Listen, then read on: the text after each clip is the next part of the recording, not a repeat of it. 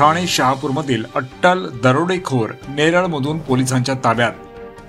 शहापूर येथे दरोडे टाकून पसार झालेल्या दरोडेखोर याला शहापूर पोलिसांनी नेरळ पोलिसांच्या मदतीने ताब्यात घेतले आहे।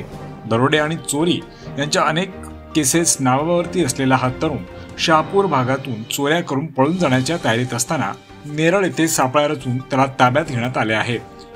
शहापूर पोलीस ठाण्याचे पोलिसांनी कल्याणपासून त्या चोरट्यांचे नातेवाईक यांचा पाठलाग करून नेरळ येथे आल्यावर नेरळ पोलिसांच्या मदतीने तत्काळ त्यांना ताब्यात घेतले। ठाणे जिल्ह्यातील शहापूर येथील पोलीस ठाण्यात अट्टल दरोडेखोर म्हणून नोंद असलेला तरुण आपल्या आई पत्नी मुलासह नेरळ जवळ भाड्याची खोली खरेदी करण्यासाठी आला होता। शहापूर पोलीस स्टेशन येथे दाखल असलेल्या चोरी गुन्ह्यातील आरोपी कंवरसिंग काळूसिंग टाक हा फरार झाला होता। शहापूर पोलीस ठाण्याकडील गुन्हे प्रकटीकरण पथक या आरोपीच्या मागावर होते।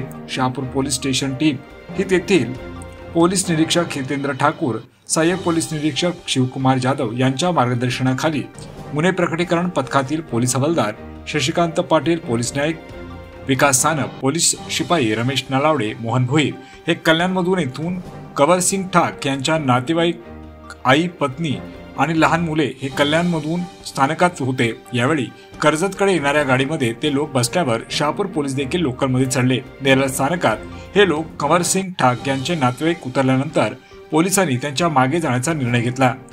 दरोडेखोर कंवरसिंग ठाक यांचे नातेवाईक हे नेरळ जवळील मोहाची वाडीपासून पुढे असलेल्या कोमलवाडी येथे पोहोचले। तेथे चाळीमधील खोली भाड्याने घेऊन राहण्याच्या तयारीत कंवरसिंग ठाक शहापूर पोलिसांना दिसून आला।